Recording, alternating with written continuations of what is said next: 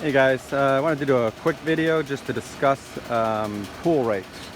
So this is the original rake I bought for my pool.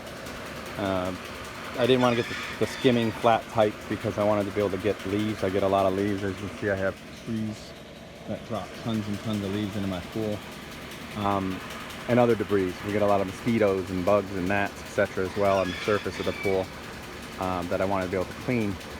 I originally got this one, and it's sturdy, and it wasn't that expensive. I want to guess $25–30. I'll put a link in the description. It works all right, except for I found that a lot of the smaller stuff, especially like gnats and things like that, sand on the bottom, would just go right through the holes. As you can see, they're fairly big, and you know, it skims real nice into the water. But the problem is, like I said, you'd skim and things would just come right out the back of the bag, which I found obnoxious.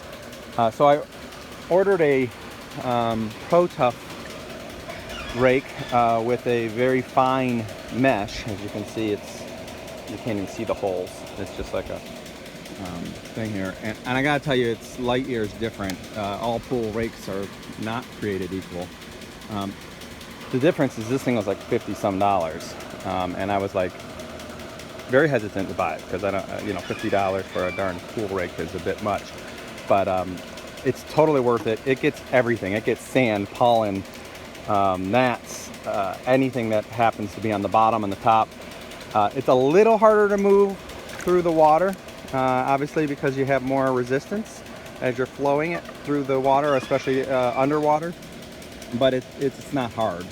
It's just a little bit more resistance.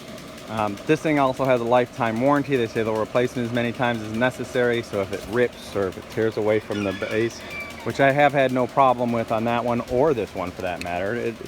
I've had this one for about a year now, and it shows no sign of tears or anything. But again, unless you're just looking to get big stuff, this one's almost useless from that perspective, where this one catches every little thing, and totally worth the extra money. So I just wanted to make a quick video to note that when you're buying your rake, you might not be able to tell how fine the mesh is. You want to look for one that actually says that it collects sand and pollen, things like that, because you'll make sure that you're able to get everything. I used to clean the pool. It would take me 45 minutes with this thing, and still there would be things floating around all over the pool.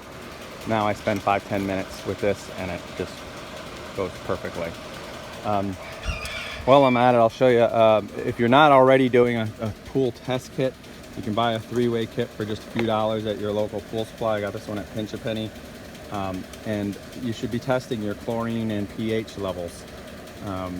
It shows you the color that you want it to be, somewhere around there, which is where mine is. And then your pH, you're looking to have somewhere around 7.6, which is about where mine is. If you find that your chlorine's too low, you obviously either have to add liquid chlorine, or if you're using a chlorinator type pump, you'll need to either boost or increase your time on your chlorinator so that it's producing more chlorine, at least temporarily, until you get your chlorine where it's supposed to be. For pH, you want the pH to be ideal as well. If you don't have it just right, it means the acidity level is either too high or too low in your pool, which can cause you problems as well. The problems that you'll see is if the pH is too high or too low, it could affect the electronics of your pump, filtration system, etc., which can be very bad for them and cause them to stop working altogether. So the way you lower your pH or raise it is by adding acid. Will lower the pH. If you need to raise the pH, they sell a pH up type product to do that. I think you use baking soda. I can't remember if baking soda is to go up or down though, so you need to look that up. You also will want to bring pool supply store a sample every once in a while of your pool water, have them test it, see if it needs anything else. Sometimes your phosphates will be too high or too low or something like that. I think they can only be too high. phosphates come from dead leaves and bugs and things like that in your pool that are breaking down. So you get a phosphate down that removes those from the water for you, and that'll affect the taste of the water, the way it feels on your skin, etc. if your phosphates are too high, and may also be bad for the pump or the filter system that you're running.